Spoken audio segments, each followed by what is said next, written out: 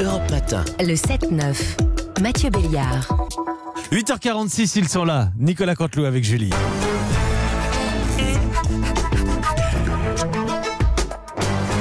C'est presque de l'info, c'est la revue presque de Nicolas Canteloup. Mais devinez quoi, ils sont encore en studio, Sonia Mabrouk et son invité. Oui, mon invité, Jean-Pierre Aubin, vous êtes ancien inspecteur général de l'éducation nationale. Il y a 15 ans, 2004, vous alertiez dans un rapport sur l'islamisme, l'intégration de l'islamisme en France. Aujourd'hui, vous êtes une voix qui porte, une voix entendue, une voix écoutée, Jean-Pierre Aubin. Jean-Pierre Aubin ? Oui, effectivement, il y a donc 15 ans, nous avions pour le faire et un constat qui était pour les ensemble des professeurs qui difficultaient à... Bon, Oui, on alors, n'insistez pas. la liaison, vous l'avez compris. Alors, je vais essayer de meubler avec ce que j'avais lu en 2004, il y a 15 ans, j'ai fait mes devoirs déjà à l'époque, puisque j'avais lu le rapport de Jean-Pierre Aubin qui est intéressant, qui est passionnant. Et Jean-Pierre Aubin, ça y est, je pense que la liaison est rétablie. Merci à Jean Leneuf d'avoir rétabli la liaison. Jean-Pierre Aubin, vous nous confirmez donc ce constat Alors, effectivement, Oui, parce que là, on ne sait pas si la liaison est mauvaise ou s'il dort, Jean-Pierre Aubin, parce que... Alors, je vais expliquer quand même aux auditeurs. Il vit dans un bled dans la Drôme. Non, stop, Où il n'y a allez. pas la 5G, peut-être pas même la 4 ni la 3. Faut dire que Jean-Pierre Aubin fait tellement... C'est Beyoncé, il ne se déplace plus, Jean-Pierre Aubin. Voilà. Beyoncé. On a retrouvé Jean-Pierre Aubin. Jean-Pierre Aubin. oui, écoutez, Belle réactivité de Jean-Pierre Aubin. oui, voilà, donc, non pas Saran, Là, c'est une malédiction de Jean-Pierre Aubin depuis 2004. Il n'est pas entendu. Non pas Sarah, ni la voix de Jean-Pierre Aubin, ni la liaison. Allez, c'est bon. À vous, Julie. Merci Sonia. Ah, c'est malin d'insister comme ça. Allez, Mathieu Béliard, à vous pour les oui, titres de l'actu. bonjour, on a le droit de rigoler un petit peu. Merci, Rompry, Saint-Olivier Bonneuf, qui reviennent un jour. Bonjour, Mathieu Julie, oui, c'était le grand directeur technique à l'époque, voilà, où ça Oui, marchait. bon. Alors, c'est Mathieu, il va être content le nouveau. C'est Mathieu Béliard, pardon. Bonjour, bienvenue à Europe 1, bienvenue sur Europe 1, si vous nous entendez. L'info du jour, c'est la superbe, la plus belle chronique certainement depuis 2 ans de Fanny Agostini qui a inventé le fumier et le cheval qui est l'avenir de l'homme. L'info du jour, c'est Gérald Darmanin qui a annoncé la dissolution. Non, mais... Allez, on redevient sérieux un petit peu, parce que tout ça n'est pas très écrit. C'est la dissolution annoncée du CCIF et de Baraka City. Oui, c'est Baraka City. Oui, c'est bizarre comme nom, ça fait un petit peu parc d'attractions. Hein. Ouais, c'est super, on a été à Baraka City avec les enfants, c'était super, on a enchaîné les loopings, on a mangé des pop-corn et on a fait du manège, le kiff. Oui, ça, c'est vrai, Julie, honnêtement, c'est vrai que ça sonnait pas vraiment comme un repère de djihadistes. Et puis l'autre info, c'est la garde à vue pour le père de l'élève qui a donné, reprenez-vous Mathieu, merde, je me parle à moi-même. Oui, c'est le père de l'élève qui a donné l'adresse de Samuel Paty et le prédicateur Abdelhakim Sifraoui. Bon, au moins, l'avantage, c'est qu'ils ne vont pas se radicaliser en cellule, vu qu'ils sont déjà un chouille radicalisé. Oui, bah, écoutez, en positif comme on peut. Allez, et puis, dernière info, c'est le marché de Noël des Tuileries à Paris, annulé à cause du coronavirus. Plus de verre de vin chaud, coupé à l'eau à 12 € le verre. Plus de pain d'épices industriel qui reste collé aux dents pendant 3 jours. Laurent Cabrol m'en parlait encore l'année dernière. Plus de 100 ans de Provence, made in China, à 72 € pièce, mais authentique. Salaud de virus, va. Il nous coupe de toute notre tradition. Allez, c'est bon, merci Mathieu Béliard. À demain. On va recevoir François Hollande qui, comme de nombreux responsables politiques, était présent place de la République. Oui, peu de sérieux. S'il vous plaît. Effectivement, j'étais présent place de la République, contrairement au président Sarkozy qui lui était en prison. Hein, enfin, quasiment menotté. Et puis surtout, j'étais, vous l'avez compris, place de la République pour envoyer un message fort aux terroristes pour que plus jamais ça. Oui, enfin, voilà, plus jamais ça. Vous étiez place de la République en janvier 2015 pour Charlie.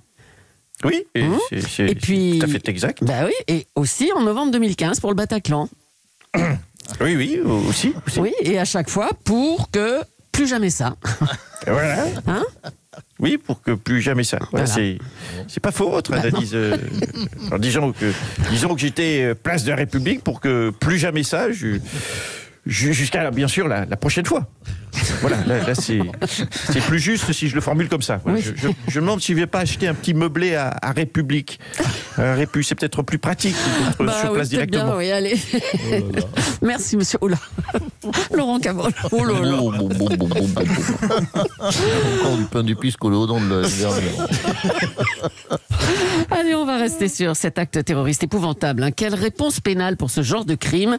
Éric Dupond-Moretti, bonjour. Oui, bonjour madame. Tout d'abord, comment qualifier ce crime, tout simplement? Madame, c'est un crime odieux, madame. Oui. Ce sont les valeurs. Oui, les valeurs, j'ose dire le mot, les valeurs de la République. Que dis-je, les valeurs de la République? C'est la République elle-même qu'on a tenté d'assassiner. Et nous ne pouvons pas, à l'heure qu'il est, rester les bras ballants devant ce que je qualifierais d'un ensauvagement. Oui, un ensauvagement de la société. Car oui, Ah tiens. quand il y a décapitation, madame, on peut parler d'ensauvagement et de barbarie. Mais dites donc, vous êtes gonflé, vous. Vous avez engueulé Darmanin quand il a utilisé le terme d'ensauvagement.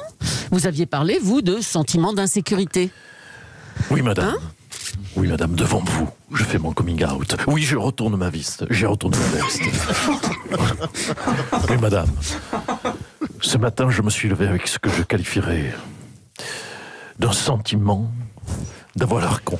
Ah, Oui, justement, voilà. tiens, Gérald Darmanin est avec nous maintenant. Oui, salut Eric. Bon, mon ami Eric. Donc, aujourd'hui, j'attends. Vous l'avez compris, j'attends. Pardon, que veux-tu dire, Gérald? Ben, c'était déjà pas mal. Mais pas assez. Mais, pardon. Gérald, je suis. Pardon, Gérald, je suis. C'est ça, il faut dire. Pardon, Gérald, je suis. Pardon, Gérald, je suis une petite crotte. Ben voilà, tu vois, quand tu veux. Tu peux dire des trucs intelligents, tu vois. Eh ben, c'est très bien, vous êtes réconciliés. Allez, bravo, merci à tous les deux. Jean-Luc Mélenchon est dans la tourmente depuis vendredi. On lui reproche le positionnement ambigu de certains députés France Insoumise vis-à-vis des islamistes. Bonjour Jean-Luc Mélenchon. Allez, Voilà. allez-y, faites votre joli métier, allez-y, relayez les accusations des menteurs qui veulent faire de moi un complice des islamistes, me faire ça à moi, alors que la République, c'est moi. Oui, hein, on sait, la République. oui. Enfin, quand même, vous avez défilé en 2019 aux côtés de personnalités musulmanes notoirement controversées, qui faisaient porter à des enfants des croissants jaunes, afin de faire passer l'idée que les musulmans de 2020 subissaient le même sort que les juifs des années 30. Ouais. Tout gonflé, quand même. Oui, et alors, c'est quoi? Tout ce qu'on me reproche, c'est quoi? C'est d'avoir manqué de subtilité. Bon, d'accord, ok, j'ai manqué de subtilité. Mais tu m'avais vu, Leclerc, être subtil, hein? Je suis Jean-Luc Mélenchon. Je crie, je gueule, je menace. Voilà, c'est mon fonds de commerce. Hein? Je traite mes opposants de fachos. La subtilité, c'est pour les gonzesses. Hein? Je m'appelle Méluche, moi. Hein? Je m'appelle pas Laurent Voulzy. Vous avez fait une sortie remarquée sur les Tchétchènes qui posent, selon vous, un certain nombre de problèmes. Mais déjà, t'as vu dans quel état ils ont mis Dijon, les Tchétchènes, hein? Maintenant, la ville, on dirait Dijon. Hein? C'est pas tolérable. Ce n'est pas tolérable. Voilà. Et puis vous avez déclaré, ils sont arrivés en France car le gouvernement français, qui était très hostile à Vladimir Poutine, les accueillait à bras ouverts. Et allez, mais qu'est-ce que c'est que ce besoin aussi de critiquer Poutine, hein? Ça, c'est comme Hugo Chavez. Hein? Sous prétexte qu'un dictateur est communiste, on lui crache dessus. Et allez, c'est facile, dès qu'on est communiste, on n'a pas le droit d'être totalitaire. C'est ça l'idée, c'est un peu ça, hein? C'est oui, ça oui, l'idée. oui. C'est à vous d'écouter, franchement, à vous d'écouter d'avoir le pouvoir. Allez, merci Jean-Luc Mélenchon, merci beaucoup. Le lavage des mains, on y pense moins. C'est une étude de l'IFOP qui révèle que depuis qu'ils ont des masques, les Français se lavent moins, alors que c'est primordial, bien sûr. Tout de suite, l'avis du docteur Simès.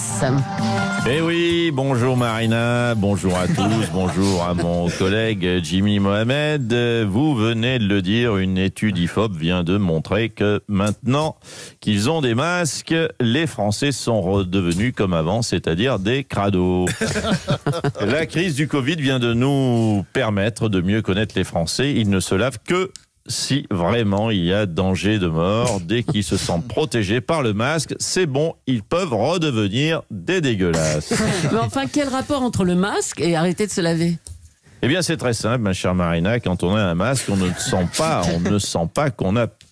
tout simplement qu'on pue. Voilà. On ne sent pas qu'on pue. On ne sent pas qu'on pue. Voilà. Et quand on a le Covid, c'est encore mieux. On perd totalement l'odorat. Alors là, c'est la fête. On n'est même plus obligé de prendre une douche.